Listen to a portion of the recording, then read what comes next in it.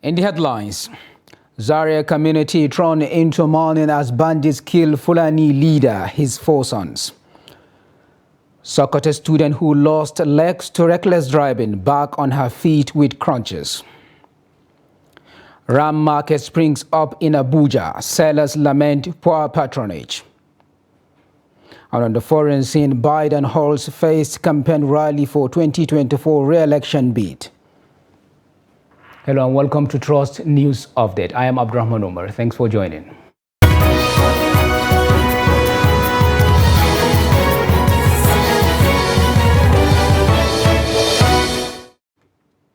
And now we begin the news with insecurity. Residents of Lorei village in Zaria local government area of Kaduna State have been thrown into mourning following bandits' attack on a Fulani leader. Darudan Birnin Zazzau, the Kiwai Shuaibu Muhammad, who the bandit shot to death with his 4 children. The incident happened on Saturday night when the residents had retired to bed. The wife of the deceased, Halima Shuaibu, told the newsmen that bandits dragged Ardo out of his bedroom and shot him on his head twice, leading to his instant death. She further explained that the bandits went from one room to another in the compound and killed her 4 children who are married with children. Another survivor of the attack, Abdurrahman Shuaibu, said the bandits shot 2 other people on their way out of the village. Police Public Relations Officer in Kaduna State, Muhammad Jalige, said he is yet to get the details of the incident from the DPO of Zaria City as at the time of filing this report.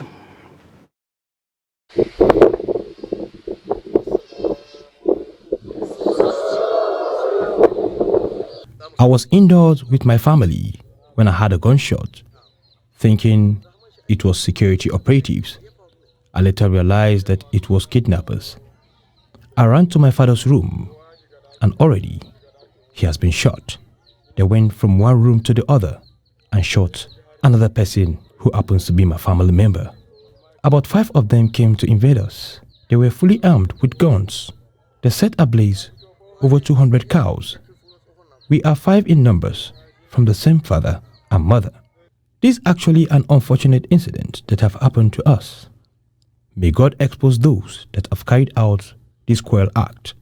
When I had the unfortunate news, I had to call so many leaders to come so that we can rescue people. Many people have been hospitalized and receiving treatment, and I'm appealing to the families of those that have been affected to take it as an act of God, adding that the perpetrators must be brought to face the full wrath of the law. He came back at 10 p.m. in the night. I saw them.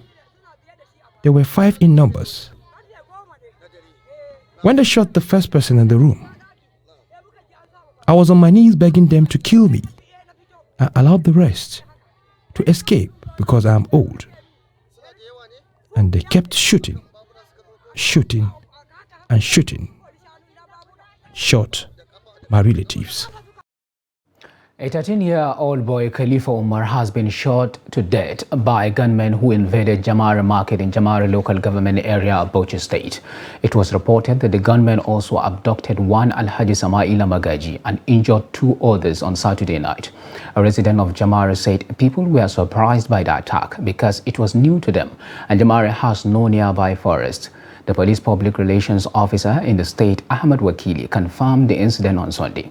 On receiving the distress call, the police spokesman said the command directed the Divisional Police Officer of Jamari and his team to swiftly swing into action. He explained that police operatives went to the crime scene, rescued the injured person and took him to the hospital.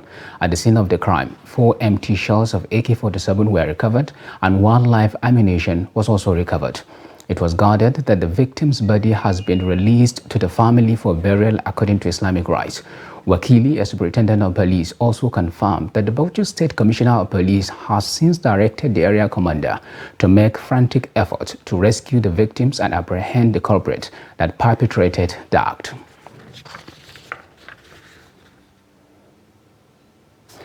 Police in Ondo State have confirmed the abduction of Ibrahim Bodundi Oyelade, the chief imam of Oso community in O local government area of the state.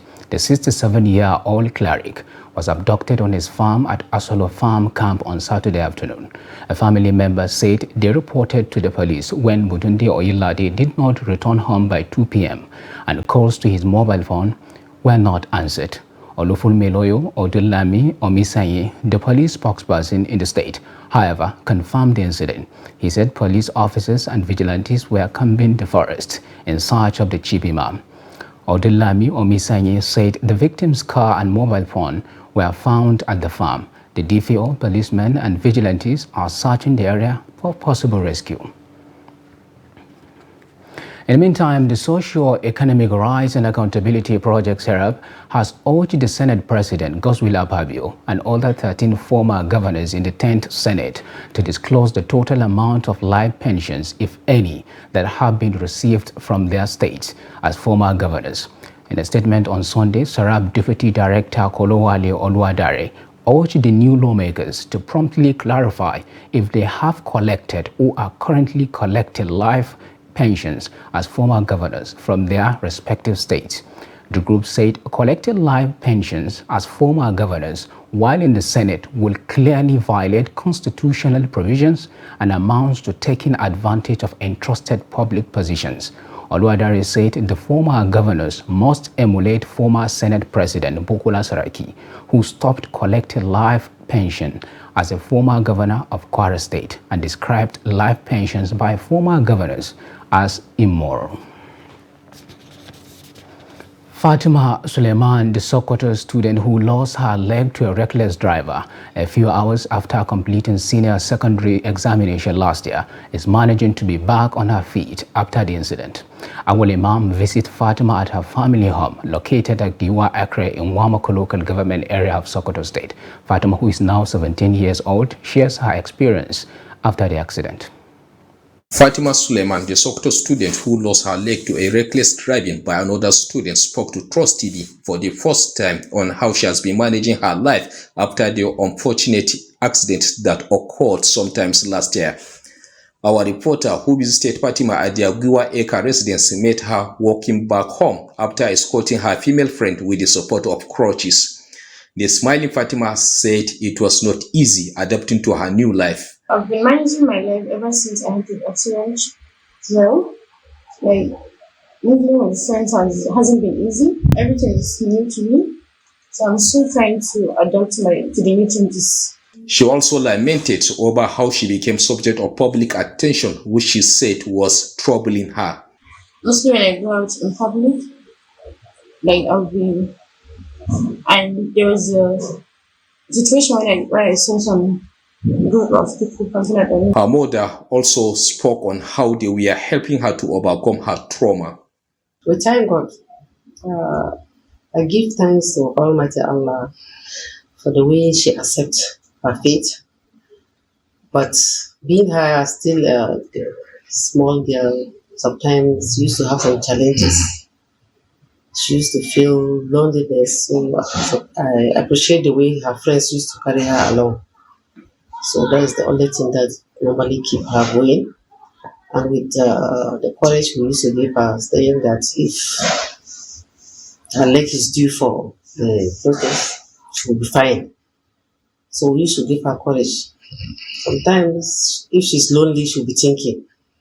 But as a mother, I always make sure she's not lonely. Despite her present condition, Fatima still nurtures the ambition of following the footsteps of her father, who is a medical doctor, insisting that her condition will not deter her from actualizing her ambition. Always been my future ambition, and I want to follow my dad's footsteps. But always been my dream to be a medical doctor. Her case is still in the court, although the suspect had been released on bail. Abubakar Awal Imam reporting for Trust TV. The Lagos State government is to demolish 17 district structures at Alaba Market in the Ojo area of the state on Monday.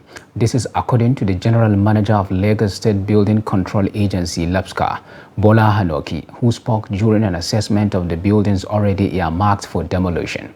The LAPSCA boss also issued final warnings and notices to the occupants of the affected structures. Oki, who decried the rate of harassment meted out to officials of the agency at different times in the past, said that 7 years notification was enough for the occupants of the building marked for demolition to have vacated the structures and comply with the notices issued by LAPSCA and other government agencies. The Alaba market is famous for the sales of electronic devices and other items. Bauchi State Governor Bala Muhammad has urged Nigerians to be patient as the government works out palliative to cushion the hardships brought about by the removal of fuel subsidy.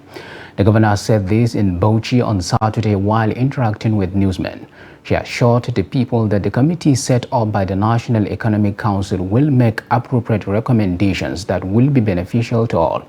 Muhammad, who is a member of the committee, said some of the recommendations include the procurement of a large number of mass transit buses for Nigerians. He added that the committee will also recommend an adjustment in workers' salaries and introduction of various intervention programs using the revenue generated from subsidy removal. Abuja residents have expressed displeasure over hiked prices of sacrificial rams ahead of Eid al-Kabir celebration. Trust TV Kabir Lawal reports that rams market are springing off, but sellers say they are expecting buyers to come. The report. Sacrificial rams are most important as Salah celebration fast approaches, with ram markets springing up in Abuja. However, ram sellers in the Federal Capital Territory explained that the rise in prices of rams can be attributed to the fuel subsidy removal, which has pushed transport fares up.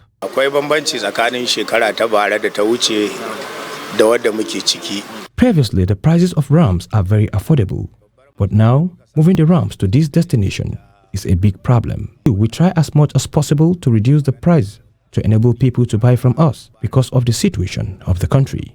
The government has done well on the fuel subsidy removal, and we pray that the removal of the fuel subsidy will make things to be cheap and also transport fares standardized.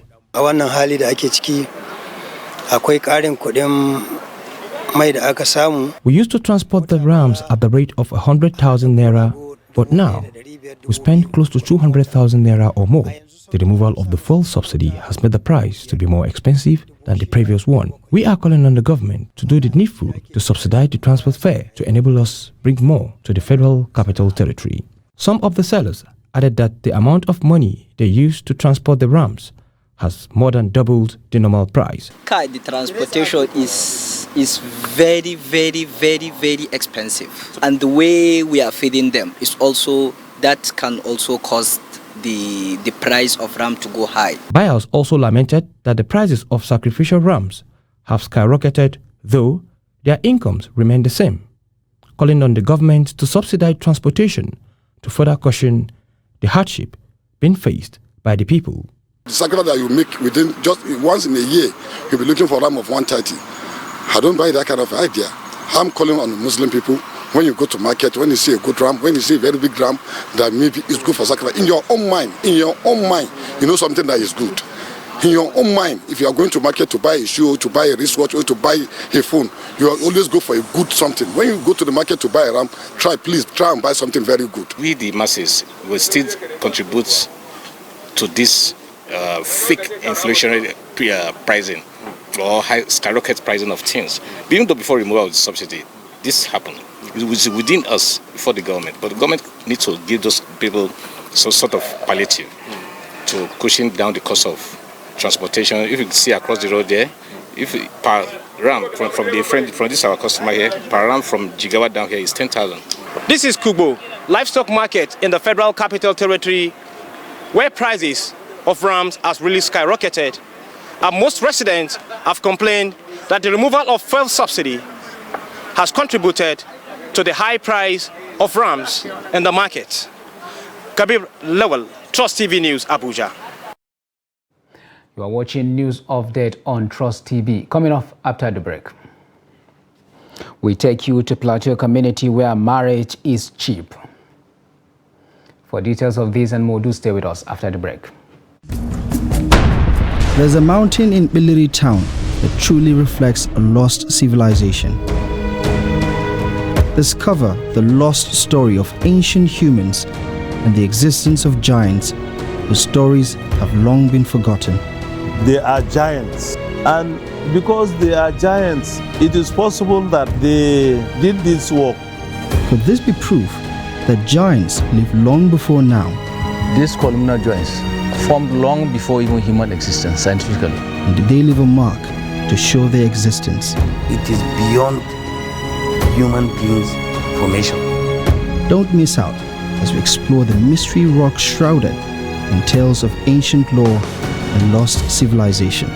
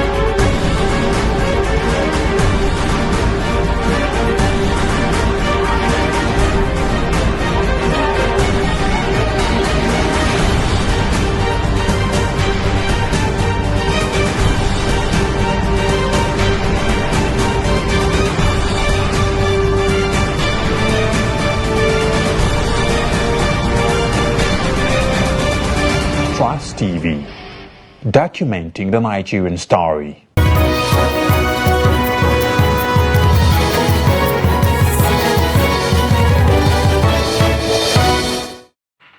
Welcome back. If you are just joining us, this is the news update on Trust TV. Now, a recap of our top stories. Zaria community thrown into mourning as bandits kill Fulani leader, his 4 sons. And Sokoto student who lost legs to reckless driving back on her feet with crutches. Now moving on to other news. The Sultan of Sokoto and the President General Nigeria Supreme Council for Islamic Affairs NSCI Sa'ad Abubakar has directed Muslims to look out for the new moon of Zulhijjah 1444 AH from Sunday. A statement signed by Chairman Advisory Committee on Religious Affairs Sultanate Council Sokoto, Prof. Sambo Shijanaidu, said Zulhijjah is the 12th and the last month in the Islamic calendar in which Muslims perform annual pilgrimage Hajj and celebrate Eid al-Kabir festival. It added that Muslims are requested to start looking for the new moon on Sunday and report its sighting to the nearest district or village head for onward communication to the Sultan. The statement prayed to Allah to help all Muslims in the discharge of their religious duty. Members of Afizere ethnic group in Plateau State believe marriage expenses in their tradition are less expensive compared to other cultures in the country. Ado Musa reports that the ethnic group encourages young men to marry women from their tribe. Ado Musa has the rest of the details. Marital rights for the Afizere ethnic group are simple that anyone can afford. However, as the society is changing, list of items required as gift to would-be wife is also changing in the community. Azima Gaji is the chairman of Language Institute Izere, and he explains what it takes to marry from his ethnic group. You only bring maybe, say, carton or 2 cartons of sweet, 2 cartons of biscuit, and you now bring goats. Because you have to bring goats, there is what we call itekuche. That is the blessings of the uncles. Magaji said, with 300,000 naira or less, a suitor can get a wife in Afizere ethnic group, adding that the said amount can take all the marital expenses. If you are Afizere, averagely, no matter how high the status is, it may be 300 to 400,000. It will be okay for you. Yes. But it may be less. Sometimes the parents of the girl may decide, depending on the relationship you have with the parents. Anaf Amos, who is married for the past decade, explained what her husband spent before marrying her. Like my own time, my husband did not take anything apart from 15,000 naira. Nothing was, nothing more, nothing less. Because my parents believe that he has also become a son in the family. And it is a relationship that has been built. Because if it is a relationship that has been built, there's nothing that you say, okay, bring this, bring that, no. Peter Azi, a member of the group who intends to marry from among the Afizere ethnic group, said simple marital rights of the ethnic group motivated him to choose a woman from the tribe. For me, as a very agile youth that is yet to get married, I'm very proud to tell you today that Izere culture in regard to marriage is very, very fair to Izere youth. For me today, I stand bold to tell you that I'm intent to marry Izere lady. According to the group, though the advent of Christianity and Islam has affected their marital rights, certain customs are still being practiced by many living in the villages. Ado Musa, Trust TV News, Jos. And on the international scene, United States President Joe Biden made his 2024 re-election pitch to union members in Philadelphia in his first political rally since launching his campaign in April, aiming to show off a key part of his political coalition and bolster support among white working-class voters. The event was hosted by the American Federation of Labor and Congress of Industrial Organizations, which includes 60 unions representing more than 12.5 million workers. It endorsed Biden and his running mate Vice President Kamala Harris this week, the earliest it has ever made an endorsement in a U.S. presidential election. Biden said the early endorsement will make a gigantic difference in the election. Hundreds of union workers inside the convention hall began chanting "Let's go Joe" and blowing whistles and hosting campaign signs hours before Biden arrived. Members of unions representing professions from carpenters to airport service workers to entertainers to heavy service equipment engineers praised Biden from the stage, some speaking in Spanish with translators. Radio and TV programs in Tunisia have been banned from reporting on the cases of prominent opposition figures accused of conspiring against state security, further deepening Tunisia's authoritarianship under President Kais Saied. El-Qadr said the ban concerned just audio-visual media and was ordered in place to protect the privacy of the figures involved in the cases. At least 21 dissidents are being investigated on unfounded accusations of conspiracy, an investigation that began in February of this year. According to Amnesty International, at least 12 people have been arrested. Those arrested have been publicly branded as terrorists, accused of plotting to attack the state, and have been investigated under 10 articles of Tunisia's Penal Code, including Article 72, which mandates the death penalty for trying to change the nature of the state, Amnesty International said. American Magnus Sheffield has been discharged from hospital after he was involved in a high-speed crash during Stage 5 of the Tour de Suez. Suez Guino Mother, who died aged 26 on Friday, also crashed on the same part of Thursday's stage as raiders descended from the Al Bula Pass on the Suez Alps. Sheffield, 21, suffered a concussion and soft tissue damage after Friday's stage was cancelled. The race restarted on Saturday, with organizers confirming the final two stages will go ahead. Mali's team Bahrain Victorious have withdrawn along with Todo Pro Cycling and Intermarché Cycles wanting.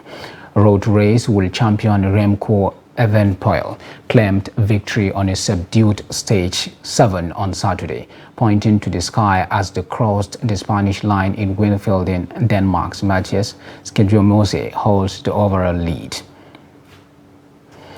Andy Murray won the Nottingham Open for back-to-back cross-court titles to maintain a perfect Wimbledon build of a week after victory in the Subdurton Trophy. The 36-year-old hoisted more silverware with a 6-4, 64-64 victory over Francis Arthur Cazaus.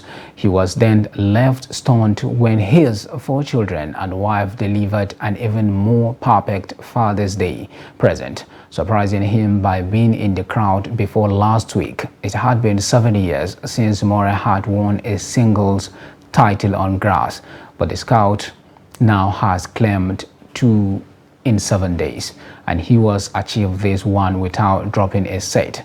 The former world #1 got off to a fast track against Cazaus in a final that had been brought forward because of bad weather forecast for later in the day, going a double break ahead against the 20-year-old world #181.